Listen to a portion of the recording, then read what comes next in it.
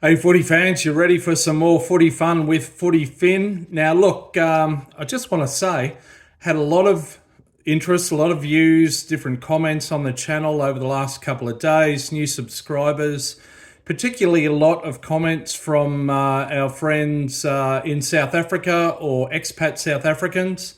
Just like to say thanks a lot, really appreciate the interaction and the support. Lekker, have I got that right? And yeah, bring it on. If you'll stick with me, let's go on a journey. I can really take you into the heart of the rugby landscape in Australia, both rugby union and rugby league, and the interactions between them two, and what's led to the demise and the sorry state of rugby in Australia at the moment. Anyway, that's for the future. Please like and subscribe, though. I'm loving it. And comment. Anyway, Wallabies coach Joe Schmidt has announced his team today for this weekend's clash with the Springboks in Perth in Game 2 of the Rugby Championship. I want to run through that. There have been a lot of changes in many ways.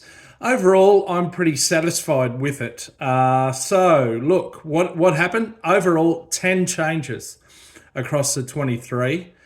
2 potential debutants who will both start on the bench. So basically coming into the starting 15, who weren't there last week, weren't even in the 23. Angus Bell at prop. It's great to have him back. Angus Blythe in the lock position. So 2 Angus Bs in the type 5. Josh Nasser at hooker. Played with his uncle once for a season. Josh's father was also a Wallaby, mind you. Only a couple of tests though, I think. Nick White comes in at scrum half.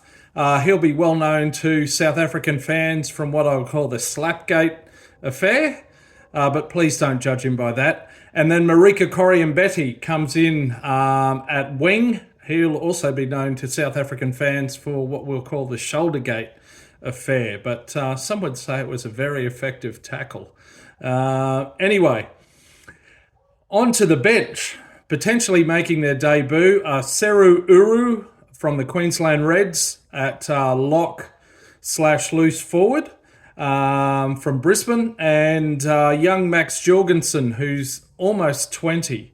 Look, that's one I don't agree with, and I'll go into that another time if you like. If you're interested, hit me up in the comments, but I don't agree with that one. I think it's a political one. His father played a couple of tests for the Wallabies, mates with Eddie Jones, etc. Anyway, also on the bench who are new to this week's squad are Ben Donaldson, so he can cover at fullback or fly half. Bill Pollard at hooker, and Tom Hooper, who can cover right across the back row, evidently, lock or loose forward. So there you have it. A lot of changes. The rest of it stays the same. I'll run over them in a moment.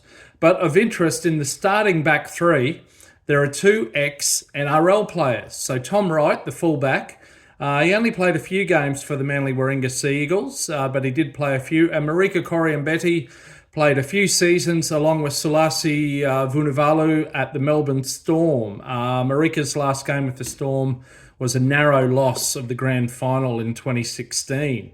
He was the last man tackled with the ball, incidentally. The Storm only lost by 2 points. So, look, I'll run over the full 23. So, Angus Bell, Josh Nasser, Alan Alatoa in the front row. Alan, who's named after Alan Border, by the way, a true story. Father played for Tonga or Samoa. He's the captain. Angus Blythe and Lucan Salakia Lotto in the lock positions. Rob Valentini, Carlo Tizzano and Harry Wilson make up the loose forwards. Nick White and Noah Lolesio in the halves. I'm pleased to see they've stuck with Noah there. In the midfield, Hunter Paisami and Len Ikitau, they stay the same. On the wings, Marika Coriambeti, Andrew Callaway and Tom Wright at fullback. On the bench, we've got Billy Pollard, James Slipper, 137 tests and counting.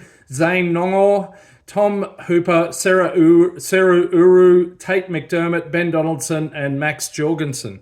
So there you have it. Look, it'll be an interesting one.